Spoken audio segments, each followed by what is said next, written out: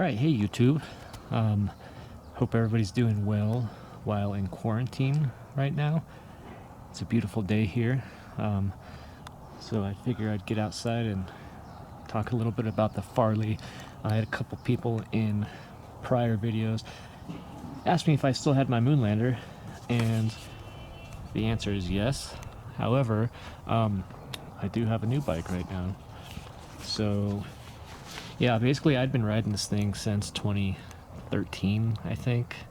It's been a great bike. As you can see, I've done a lot of upgrades and stuff to it, but kind of wanted something a little bit more modern. Something with a dropper post, something, yeah, just like a little bit slacker angles that still climb pretty well. And I also wanted to bring my carbon wheels over from my Moonlander. And as you can see, I did that. I'll show those a little bit later. But yeah, so one reason I picked this bike was that I could run my 5-inch tires on it, 100mm rims, and that was pretty important for me. You can see that right now. There is plenty of clearance right there. Where I ride at is, this is basically my snow bike. So obviously traction and flotation is important, and with the Farley, I was able to bring in my old wheels. Of course, I had to relace them for the modern rear ends.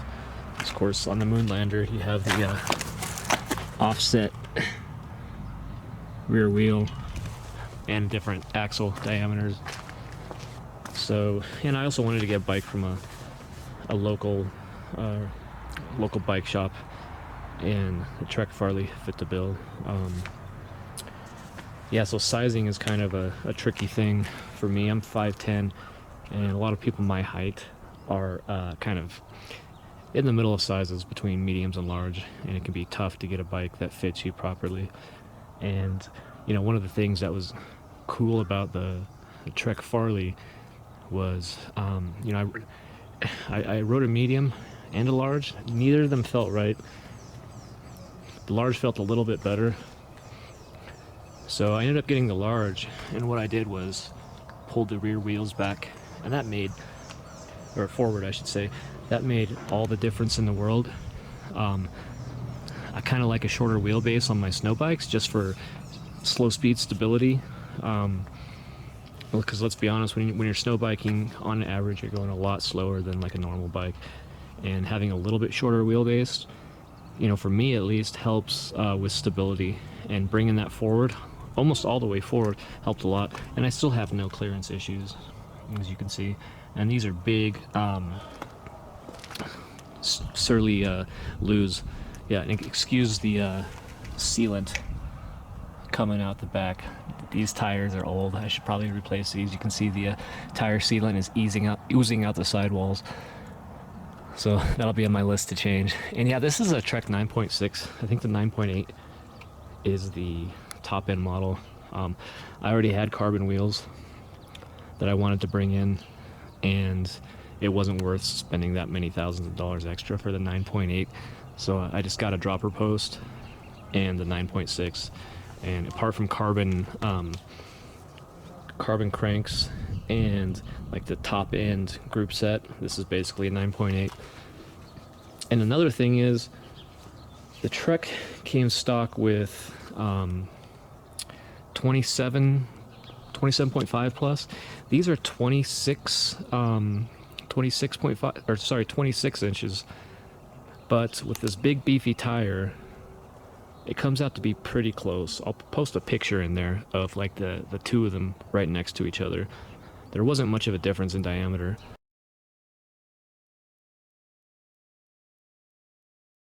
So subsequently, I don't think the actual riding characteristics are all that much different. So yeah. So with the carbon wheels and everything, it's a really nice snow bike. I only use this for snow biking. As you can see, I still have my Moonlander. This has become kind of a, I've been commuting to work in this thing, which is I've never done before, and I've enjoyed it actually. I put 80mm rims on it, which might be sacrilege if you're a Moonlander purist, but it's kind of snappier around town. But I also kept this bike because I wanted to have like a buddy bike I could bring my friends with. If they didn't have a fat bike, you know, they could just use this one. Get a lot of people out there who normally wouldn't be out there. And of course I got a frame bag too. That's a must. I like to keep my water and everything in a frame bag as opposed to my back, because my back gets sweaty and it's windy here, so it's just better to keep them in the frame bag. Some guy out of Colorado sent this to me. It's pretty cheap, like $100.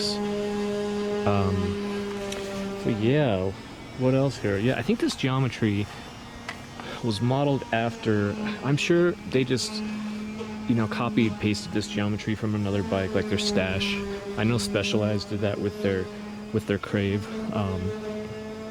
So nothing special with the geometry. It's kind of trail / cross-country oriented, but you know, you get a much shorter stem than the old days. You get a slacker head tube angle, shorter chain stays, a little longer. So overall, like, this bike climbs really well the way I have it set up, and it just descends so much better, especially with that dropper post. I used to be anti-dropper post on a snow bike, but it makes a huge difference when you're descending. Especially where I ride, there's some really steep areas. It's a lot of punchy climbs or a lot of steep descents, and having that dropper post really helps out a lot. I also put a little bit shorter stem on there. I think that's a 60 mil. I think it comes stock with 80. I might be wrong on that. But yeah, basically, it's a badass bike. You know, after I dialed in the wheelbase, the bike feels perfect now. Like, it climbs great. I think it honestly, as far as snow biking goes, it does everything better than the Moonlander. I'm a sucker for Surleys though. This Moonlander will always have a special place in my heart, hence why I never sold it, and I'm planning to keep it too, because I just love it so much. But yeah, I'm trying to think if there's anything else.